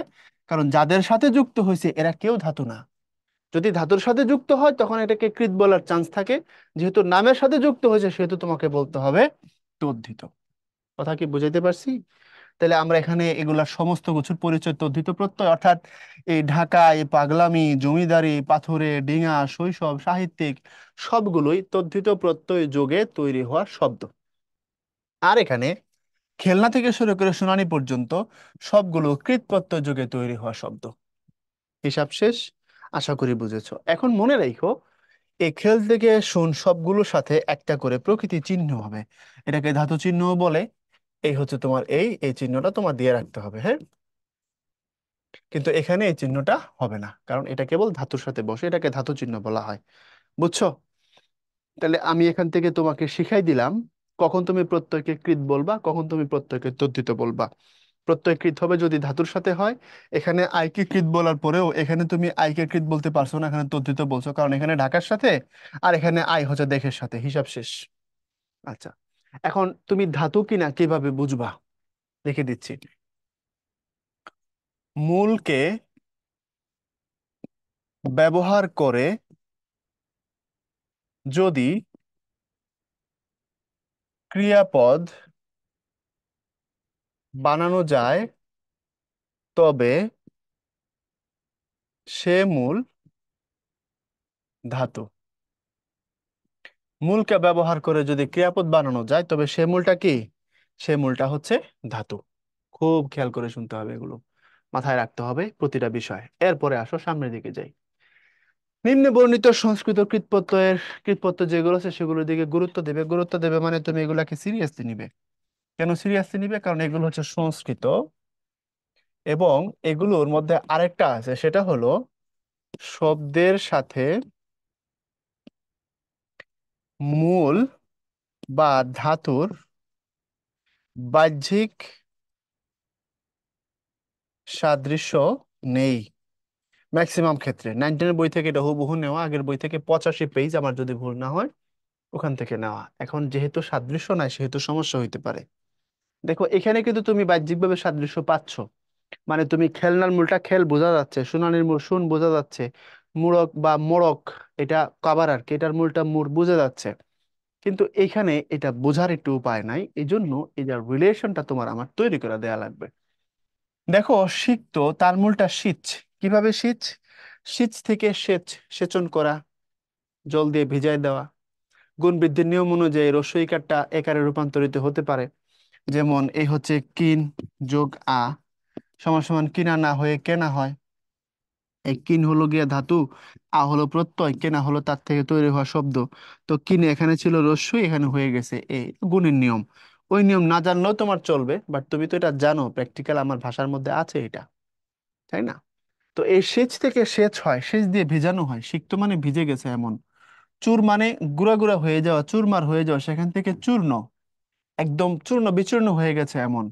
ছিদ মানে আলাদা, আলাদা মানে হচ্ছে তোমার বিচ্ছেদ, তাদের মধ্যে বিচ্ছেদ হয়েছে মানে ব্রেকআপ হয়েছে। তো ব্রেকআপ হলে কি হয়, আলাদা হয়ে যায় না? তো সেটা ছেদ, ছিদ থেকে ছেদ বা বিচ্ছেদ, বিচ্ছেদ মানে বিশেষভাবে ছেদ, এই জন্য ছিন্নর মূলটা হচ্ছে ছিদ। দগ্ধর মূলটা দহ হওয়ার কারণ হচ্ছে দগ্ধ মানে পুড়ে গেছে এমন। তো পুড়ে কিসের মাধ্যমে, দহনে দাহ হয়, এই জন্য মূলটা হচ্ছে দহ। এরপরে উক্তর মূলটা বচ, যা কিছু বলা হয়েছে সেটাকে বলে উক্ত, তো যেটা বলা হয় সেটা কথা বা বচন, বচনের মূলটা বচ। হিসাব মিলে গেল, সবগুলোর সাথে প্রকৃতি চিহ্ন হবে। এরপরে মুগ্ধ মানে হচ্ছে মোহিত হওয়া। তুমি যখন রাস্তাঘাটে কোনো সুন্দর কোনো কিছু দেখো, আমি জানি না কি দেখো, তুমি তো মোহিত হো, এমনি করে তাকাও, হ্যাঁ মাম্মা দেখ দেখ দেখ, জঙ্গলির দল। তো এই মুগ্ধ কথাটার মূল হচ্ছে মোহ। ঠিক লভ্যর মূলটা হচ্ছে লভ, লভ মানে লাভ করা, সহজলভ্য। সৃষ্টর মূলটা হচ্ছে সৃজ, সৃজ মানে হচ্ছে বানানো মানে সৃজন। ভক্তির মূলটা হচ্ছে ভজ, ভজ মানে হচ্ছে তোমার ভজন, ভজন মানে হচ্ছে ধর্মীয় গান। আবার ভজ মানুষ, ভজ মানুষ পুজো, মানে মানুষকে ভক্তি করো, ভালোবাসো, তার কাছে যাও। রম থেকে রতি, এই রমন সংস্কৃত একটা শব্দ আছে রমন। এই রমন শব্দের অর্থ হচ্ছে নারী পুরুষের সেক্সুয়াল যে মিলন, সেক্সুয়াল যে ইন্টারকোর্স, সেটাকে রমন বলে। তো রতি মানেও, রমন আর রতি একই শব্দ, এই জন্য রমন এবং রতি দুটার মূলই হচ্ছে রম, রম যুক্তি রতি, ব্যাস। শব্দগুলোর সাথে তার মূলগুলোর কি রিলেশন সেটা দেখাই দিলাম। এরপরে চলো পরবর্তী অংশ নিয়ে কথা বলি। তদ্ধিত প্রত্যয়, আ থেকে শুরু করে আই থেকে শুরু করে চলো দেখি। অবজ্ঞার্থে, চোর যোগা চোরা। এখন দেখো তো, এই আ প্রত্যয়টা, এখানে অবজ্ঞা, এখানে বৃহদার্থ, এখানে সদৃশ, এখানে জাত বা আগত। এর মানে তুমি যখন বললা চোরা, তখন আ মানে অবজ্ঞা। ঠিক তুমি যখন কৃষ্ণ থেকে কেষ্ট, সেখান থেকে কেষ্টা, যা কিছু হারায় গিন্নি বলে, কেষ্টা বেটাই চোর। তাহলে এখানেও তুমি আ ব্যবহার করছো অবজ্ঞা অর্থে। আবার দেখো ডিঙি থেকে ডিঙা, এখানে বৃহৎ অর্থে, ডিঙা মানে বড় নৌকা, ডিঙি মানে ছোট নৌকা, ডিঙা মানে বড় নৌকা, সপ্তডিঙা মধুকর।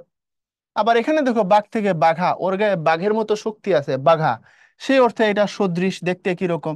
আবার দেখো মহিষ কথাটাকে আঞ্চলিক ভাষা অনেকে ভৈষ বলে, সেখান থেকে ভয়সা, ভয়সা মানে হচ্ছে ঘি, মহিষের দুধ থেকে যে ঘিটা তুমি পাইছো, এরকম দক্ষিণ দিক থেকে আসা বাতাস, দক্ষিণ যুগ আর দক্ষিণা, সেখান থেকে দক্ষিণে, দক্ষিণ দিক থেকে আসা বাতাস, বুঝে থাকলে বলো। এখানে এই যে চোর, তারপরে তোমার হচ্ছে ডিঙা বা ডিঙি থেকে ডিঙা, বা বাঘ থেকে বাঘা, বা মহিষ থেকে ভয়সা, এই সবগুলোতেই কিন্তু আ বসছে। মাগার আ কি সব জায়গায় একই অর্থে বসছে না, এক জায়গায় অবজ্ঞা, এক জায়গায় বৃহৎ, এক জায়গায় সদৃশ, এক জায়গায় আগত। এর মানে তোমাকে অর্থ মনে রাখতে হবে, সবগুলোতেই আ, অর্থগুলো ভিন্ন। এর জন্য সাধারণত এখান থেকে প্রশ্ন হয়, কোন অর্থে প্রত্যয় যুক্ত হয়েছে, এই প্রশ্নটা এখান থেকে খুব হয়। তাহলে একটু খেয়াল করো পরের অংশগুলো। ভাববাচক বিশেষ্য গঠনে বলায়, আদরার্থে কানু থেকে কানাই, শ্রীকৃষ্ণকে কানাই বলে। চুপচাপ খুব আদরে হইলে, অ্যাডোরেবল হলে তারে নিমাই বলে। তারপরে ঢাকাতে উৎপন্ন হয়েছে এমন জিনিস ঢাকায়, পাবনাতে উৎপন্ন হয়েছে এমন জিনিস পাবনায়, পাবনায় শাড়ি, ঢাকায় রসগোল্লা, ঢাকায় কাচ্চি। ইতরের ভাব হলে তারা বলে ইত্রামি। বৃত্তি, দেখো ইংলিশে একটা হচ্ছে অকুপেশন, আরেকটা হচ্ছে প্রফেশন। তো এখন প্রফেশনাল অকুপেশনের পার্থক্য কি? প্রফেশন মানে হচ্ছে ডিরেক্ট পেশা, অকুপেশন মানে হচ্ছে বৃত্তি। বৃত্তি মানে হচ্ছে যেটার জন্য কোনো প্রাতিষ্ঠানিক প্রশিক্ষণ লাগে না, এমনি তুমি শিখতে পারবে, যেমন ভিক্ষাবৃত্তি, ঠিক আছে? আর অ্যাডভোকেসি শেখার জন্য তোমাকে প্রাতিষ্ঠানিক প্রশিক্ষণ লাগবে, তোমাকে ডিগ্রি নিতে হবে। বড় কোনো লয়ারের আন্ডারে গিয়ে তোমাকে প্র্যাকটিস করতে হবে, নানান কাজ করে তোমাকে শিখতে হবে। এ হচ্ছে বিষয়। তো এখন খেয়াল করে দেখো, বৃত্তি অর্থে ঘরামি। ঘরামি মানে হচ্ছে যিনি ছনের ঘর তৈরি করেন, পরবর্তীতে আবার মেরামত করেন। ছন যখন পুরান হয়ে যায়, খড়গুলো আকাশে কি বলে ঘরের চালে, সেগুলোকে ফেলে দিয়ে আবার নতুন ঘর দিতে হয়। এই কাজ যিনি করেন তারে বলা হয় ঘরামি। দেখবা প্রায় সময় একটা প্রবাদ শুনবা, ঘরামির ঘর ছেঁদা। মানে যিনি এই কাজ করেন খোদ তার ঘরটাই কি হয়ে থাকে, নষ্ট হয়ে থাকে, মিস্ত্রির ঘর ভাঙা থাকে। কথা বুঝতে পারছো? এমনটা হয়। তো ঘরামির ঘর ছেঁদা থাকে। ঠিক নিন্দা জ্ঞাপনে জেঠামি, ছেলেমি। কোনো বুইরা বেটা যদি বাচ্চার ভান করে তারে বলে ছেলেমি, বাচ্চা যদি বুইরার ভান করে তারে বলে জেঠামি। বুঝতে পারছো? ইংলিশে দেখবা এটার দুইটা অর্থ আছে। একটা হচ্ছে চাইল্ড লাইক, আর একটা হচ্ছে তোমার চাইল্ডিশ। চাইল্ড লাইকটা পজিটিভ অর্থে, চাইল্ডিশটা নেগেটিভ অর্থে। এটাই হচ্ছে ছেলেমি বা বাচ্চামি। ওকে। তারপরে দেখো এখানে বাহাদুরের ভাব হলে বাহাদুরি, বৃত্তি বা ব্যবসা হতে ডাক্তারি, পোদ্দারি। পোদ্দারি মানে হচ্ছে আরেকজনের ধন সম্পদের হিসাব রাখা, পরের ধনে পোদ্দারি বলে না, ওইটা।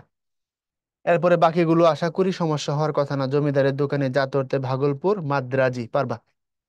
কঠিনগুলো নিয়ে একটু ব্যাখ্যা করে দিই, চলো। উপকরণ বোঝানোর জন্য পাথর যুগ ইয়া পাথুরিয়া বা পাথরে, কোনো কিছু পাথর দিয়ে বানানো হয়েছে এরকম বোঝানোর জন্য পাথুরে বলা হয়। যেমন পাথুরে পাহাড়, যে পাহাড়ে সাধারণত ঝর্ণা থাকে ওগুলো পাথুরে পাহাড় হয়। এরকম মেটে, মেটে মানে মাটি দিয়ে বানানো এমন, বেলে মানে বালু দিয়ে বানানো এমন, বেলে মাটিতে বালুর পরিমাণ বেশি থাকে। মেটে কলসি মানে মাটি দিয়ে বানানো কলসি। ঠিক আছে, এগুলোর উপকরণ হচ্ছে মাটি।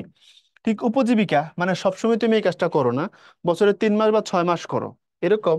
জাল থেকে জালিয়া বা জেলে, যখন বর্ষা তখন সে জেলে, অন্য সময় হয়তো বা কৃষক। ঠিক এরকম মুটে, গাড়িতে দেখবা যারা মাল লোড করে আনলোড করে তাদেরকে মুটে বলা হয়, বা কুলি বলে অনেকে, কুলির এটা মুটে।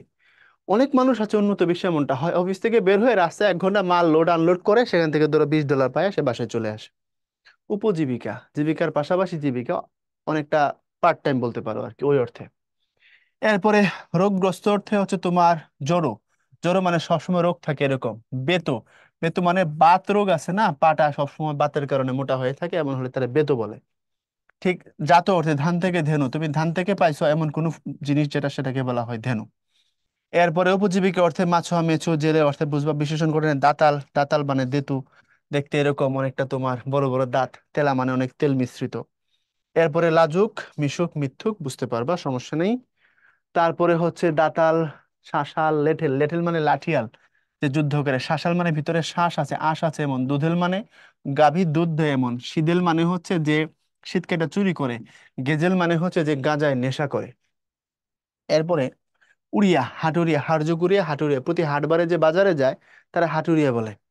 সাপুরে মানে যে সাপ খেলায়, কাঠুরে মানে যে কাঠের কাজ করে, তারা বলে কাঠুরে। এরপরে দেখো বিদেশি কিছু তদ্ধিত প্রত্যয়, ওয়ালা থেকে শুরু করে তোমার পনা পর্যন্ত, যেমন গাড়িওয়ালা, গারোয়ান, মুন্সিয়ানা ইত্যাদি। পনা এগুলো সবগুলো বিদেশি, এগুলো বাংলাও না, এগুলো সংস্কৃতও না, কোনটা ফার্সি কোনটা আরবি থেকে আগত। এরপরে গুণ বৃদ্ধি একটু দেখে রাখো, যেহেতু এখানে আমরা দিয়ে রাখছি। রস্বই দীর্ঘ এ হয়ে গেলে তারে গুণ বলে, রস্বই দীর্ঘ ও হয়ে গেলে তারে গুণ বলে, রিটা অর হয়ে গেলে তারে গুণ বলে। বুঝতে পারো নাই? দেখো কিন যোগ আ, কেনা, তাহলে ছিল রস্বই, হয়ে গেছে ও। আবার দেখো সু যোগ আ সমান সমান হয়ে গেছে সোয়া, তাহলে ছিল সু, রসু, হয়ে গেছে কি সোয়া ও। ঠিক রি যদি অর হয়ে যায়, যেমন ক্রি যোগ তা, কর্তা, দেখো ক্রি, তারপরে হলো তা সমান সমান কি কর্তা। তাহলে এখানে কি ছিল, রি ছিল, যে রি। কর্তা যখন তুমি বলো তখন তার ভিতরে একটা অর্ধনী আছে। আচ্ছা, কিন্তু যখন অটা আ হয়ে যায় তখন সেটাকে বলা হয় বৃদ্ধি। যেমন পট যোগ অক সমান সমান হয়ে গেছে হলো পাঠক, তাহলে এখানে ছিল অ আর এখানে হয়ে গেছে আ। এরপরে রস্বই দীর্ঘই যখন ওই হয়ে যায় তখন সেটাকে বলা হয় বৃদ্ধি। ছিল রস্বই দীর্ঘ, হয়ে গেছে তোমার ওই। যেমন এই শিশু কথাটা যখন তোমার বযুক্ত করার পরে শৈশব হয়ে যায়, তখন ছিল রস্বই, হয়ে গেছে ওই, তাহলে এটা হয়ে গেল বৃদ্ধি, পরিবর্তন। এরপর হ্রস্ব ও দীর্ঘ যখন ও হয়ে যায়, যেমন ধরো যুব, আর এরপরে হলো অন সমান সমান হয়ে গেল যৌবন। তাহলে এখানে দেখো যুব, এখানে আছে হচ্ছে কি হ্রস্ব উ, বাট এখানে আসে হয়ে গেছে কি ও, যৌবন। আবার রি যখন আর হয়ে যায়, যেমন দেখো এই হলো গিয়া ক্রি, যোগ হলো গিয়া ঘ্যান, বলার সময় বলতে হবে কার্য, তাহলে এখানে ছিল রি, হয়ে গেছে কার্য, এখানে আছে হলো তোমার আর। উদাহরণগুলো খেয়াল করলে বুঝতে পারবা। এগুলো গুণ এবং বৃদ্ধির পরিবর্তন, এগুলো হয় ভাষার মধ্যে তুমি যখন প্রত্যয় যুক্ত করবে আদি স্বরের পরিবর্তন হবে।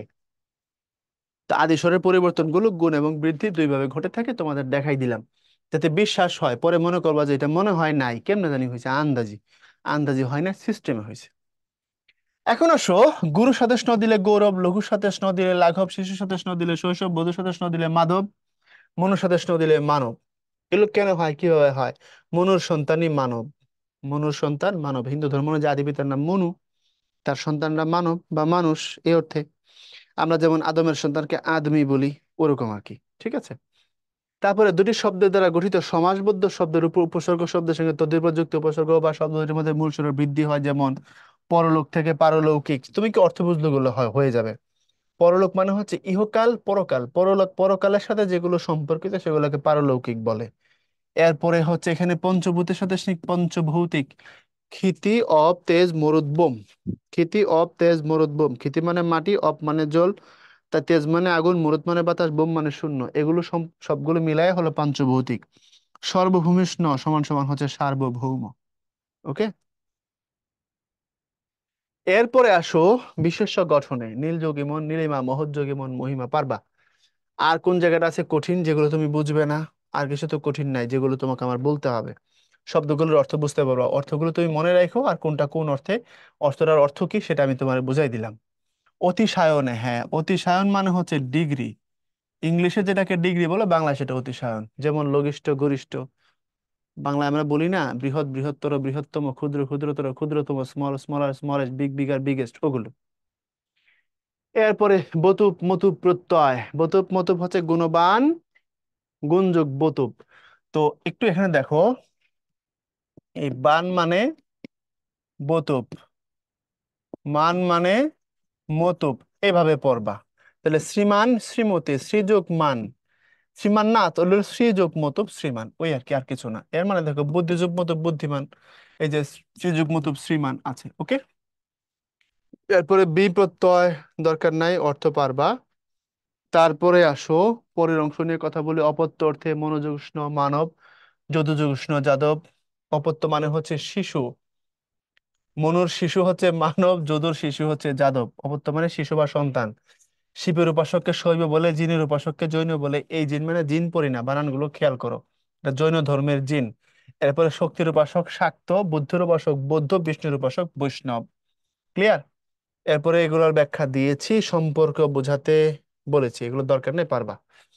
এরপরে আবার অপত্যার্থে মনুষ্য, যমদগ্নির সন্তানী যমদগ্ন। এটা আছে হচ্ছে তোমার বিদ্রোহী কবিতায়। হয়তো তোমাদের একটু বাদ দিছে যেগুলো সেগুলো। ভাবার্থে কৌমার্য, কৌমার্য মানে কুমারের ভাব। সুরের যে উষ্ণ সূর্য, সুর মানে হচ্ছে বীর, বীরের ভাবকে শৌর্য বলে, ধীরের ভাবকে ধৈর্য বলে। এরপরে আর হচ্ছে বিশেষণ গঠনে, আর কি বেদের ভাব হচ্ছে বৈদ্য, পারবা?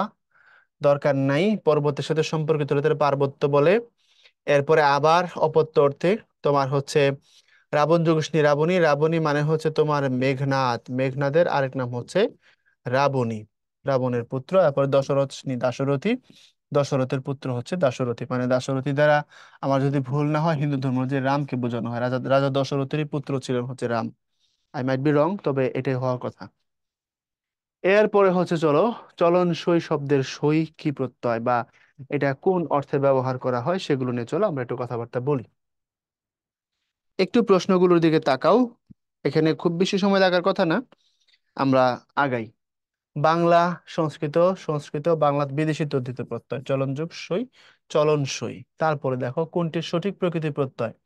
সূর্য, সৌর, সর্বজন, সর্বজনীন, চাষি, রাষ্ট্রযোগ ইও, রাষ্ট্রীয়।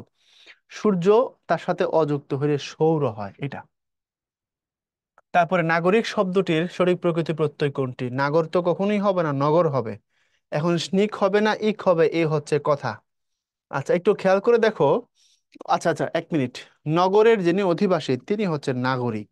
তো সেটা নাগর যোগ ইক, নাগরিক, সঠিক প্রকৃতি প্রত্যয় নগর যোগ স্নিক, নগর যোগ ইক। আচ্ছা, একটু খেয়াল করো ব্যাপারটা। নাগরিক শব্দটার অর্থ কি? এটা তোমার হচ্ছে আহ গ্রিসের নগর রাষ্ট্রের সাথে সম্পর্কিত। তো নগরের অধিবাসী যিনি তিনি নাগরিক। গ্রিসের নগর রাষ্ট্র থেকে এর উদ্ভব। তো এটা অবশ্যই নগর হবে, নগর যুগিক নাগরিক। তারপরে দেখো নিচের কোনটি কৃত প্রত্যয়? বাড়িওয়ালা, রিকশাওয়ালা, ঘরোয়া, পড়ুয়া। পড়ুয়া, পরযোগ পড়ুয়া। এটার মধ্যে পর, এটা হচ্ছে ধাতু, এই জন্য পড়ুয়াটা কৃত প্রত্যয় যুগে। মানানসই শব্দের সই বিদেশি প্রত্যয়। এটা অবশ্যই বিদেশি, তবে তদ্ধিত, এখানে বাংলা বলছে তদ্ধিত, বাংলা তো না, বিদেশি তদ্ধিত। কোনটি প্রত্যয়ান্ত শব্দ? লামা, জামা, গামা, হেমা। প্রত্যয়ান্ত শব্দ হচ্ছে হেমা।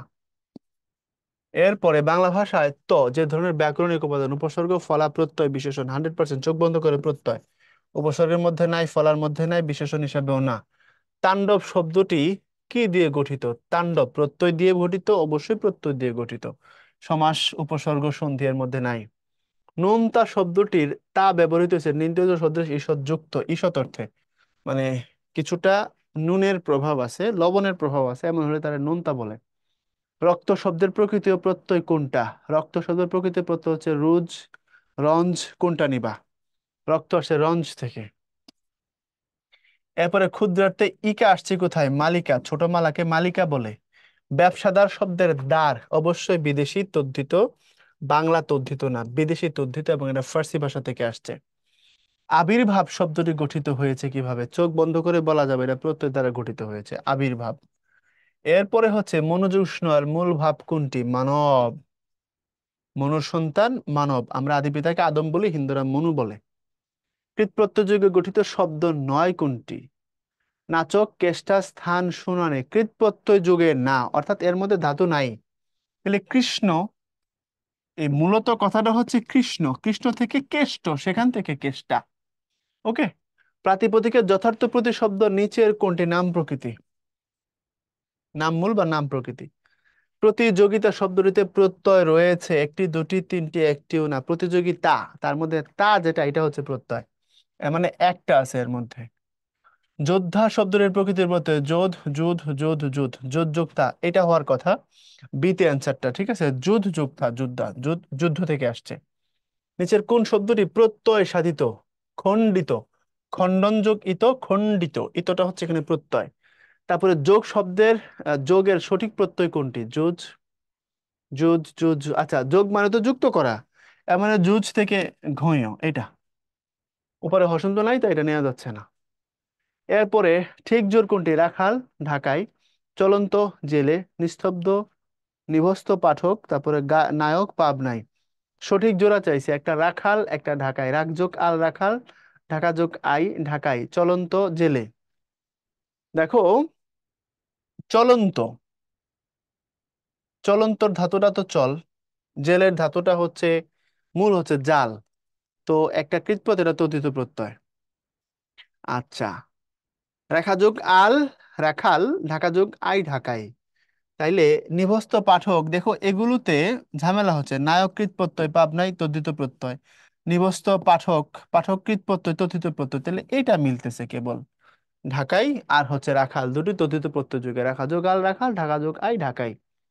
আছে অর্থ বোঝাতে যেসব প্রত্যয় ব্যবহৃত হয় তাদেরকে কি বলে? কৃৎ, তদ্ধিত, অপত্যার্থে, অভ্যস্ত অর্থ।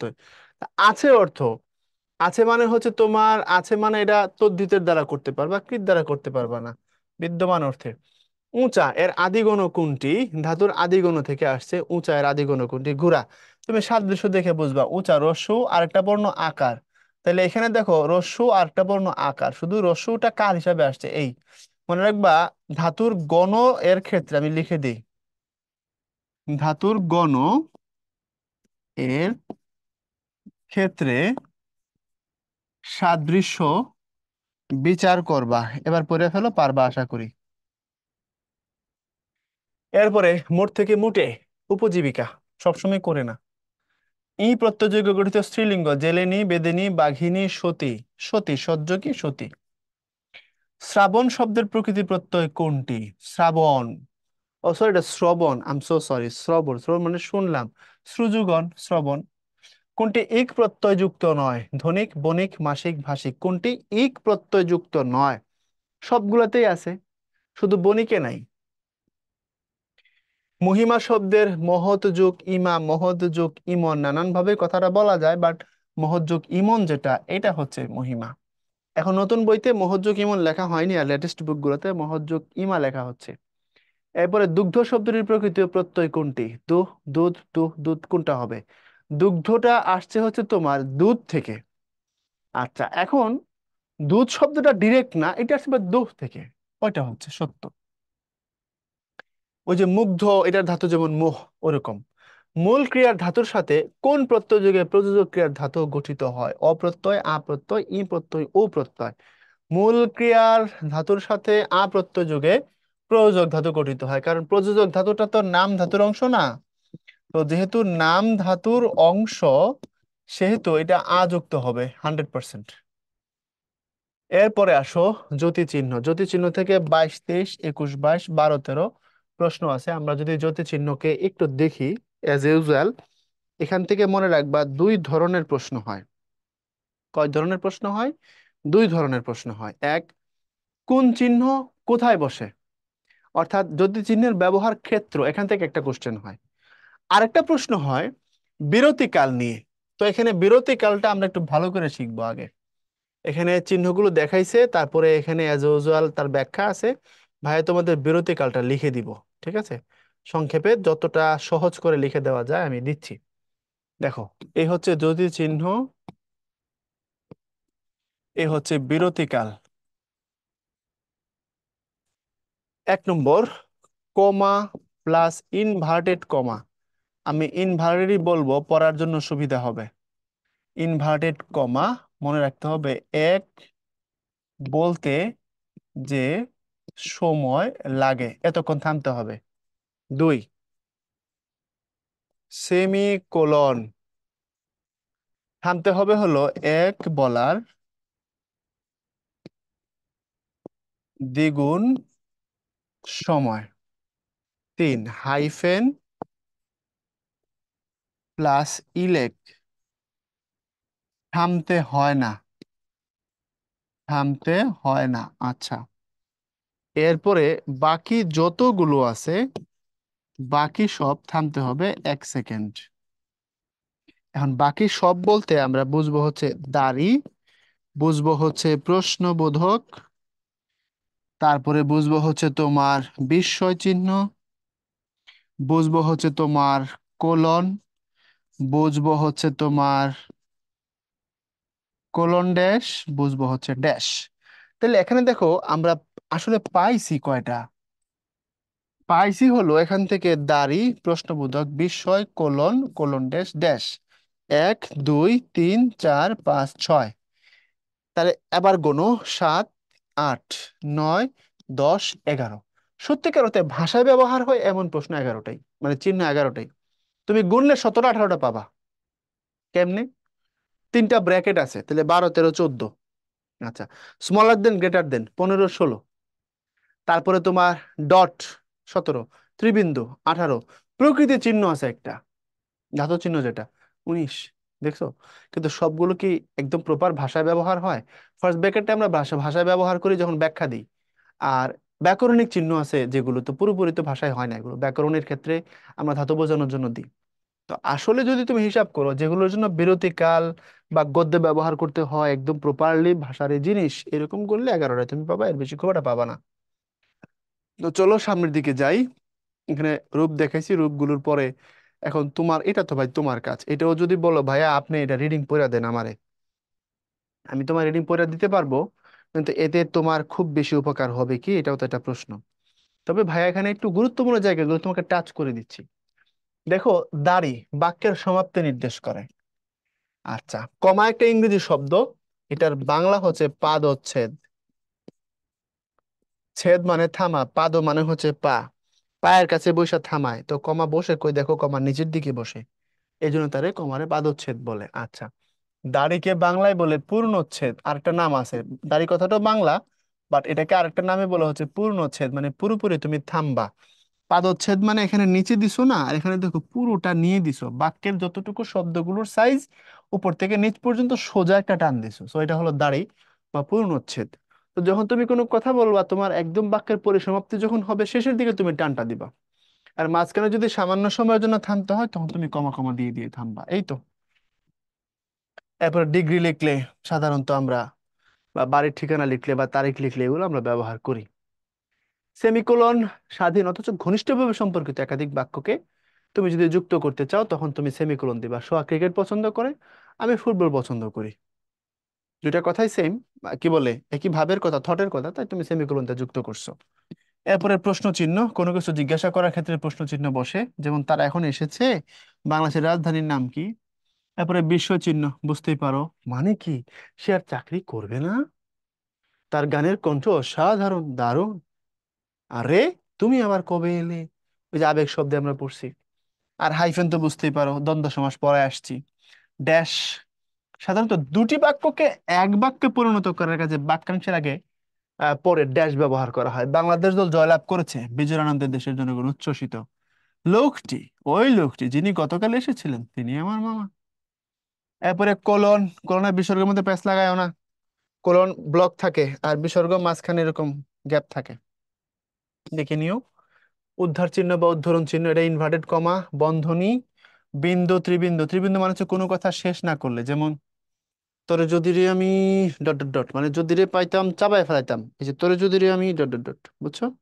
এই তো, এই যে দেখো তিনি রেগে গিয়ে বললেন তার মানে তুমি একটা, আর কিছু বলে নাই, মানে অনেক কিছু বলার ছিল বলে নাই, বুঝছো? তো মনের অপূর্ণ অব্যক্ত কথার জন্য বসে এটা, আর বিন্দু তো বুঝতেই পারো, শব্দ সংক্ষেপ ক্রমনির্দেশিতার দিকে যে বিন্দু ব্যবহার করা হয়।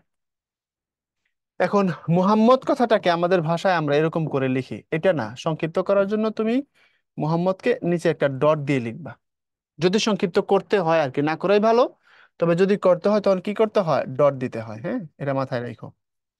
এরপরে বিকল্প চিহ্ন আমরা বুঝি অবলিক, প্রচুর ইউজ করি আমরা। এখন আসো আমরা একটু প্রশ্নগুলো নিয়ে আলাপ করি। বিগত বছরের প্রশ্ন, কোনটি সেমিকোলন চিহ্ন, সর্বনাশ, এই প্রশ্ন পরীক্ষায় আসে, এটা হচ্ছে সেমিকোলন। আচ্ছা, কোনটিকে ছেদ চিহ্ন বলা যায় না, মানে বিশ্ব জ্যোতি চিহ্ন বলা যায় না আর কি, অর্থাৎ এটা অনেকগুলো নাম, জ্যোতি চিহ্ন, তারপরে তোমার হচ্ছে ছেদ চিহ্ন, ধুত,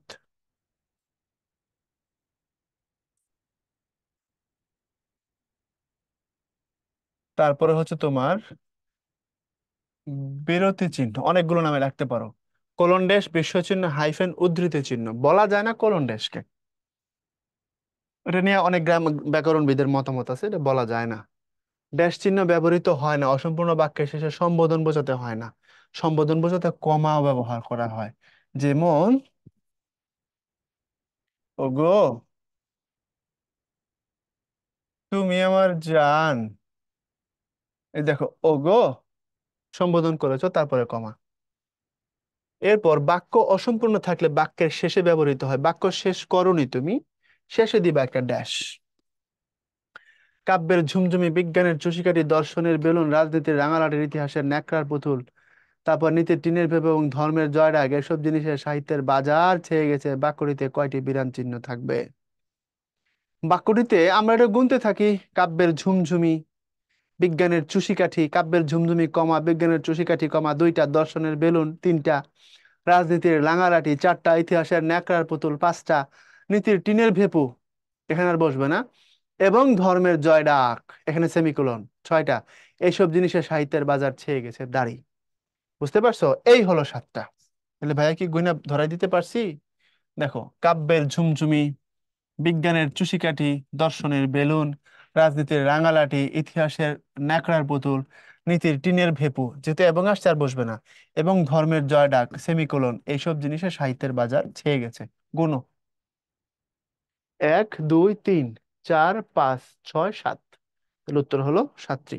কিন্তু কঠিন ছিল, এটা প্রমোদ চৌধুরীর একটা লেখা থেকে নেওয়া, লেখাটার নাম হচ্ছে বই পড়া, না বই পড়া না সরি, সাহিত্যে খেলা, আগে আমাদের সময় ইন্টারমিডিয়েটে ছিল। এরপরে আমি বললাম তুমি গৃহদাহ পড়িয়াছো কি, এই বাক্যে কয়টি বিরাম চিহ্ন বসবে?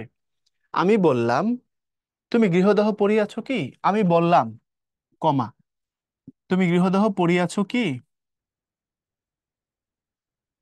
এরপরে আবার, তাহলে এখন যদি তুমি গোনো তাহলে দেখো তো কয়টা বসছে, একটা, দুটা, তিনটা, চারটা, তাহলে তুমি গৃহদাহ পড়িয়াছো কি, চারটি বিরাম চিহ্ন এখানে বসবে।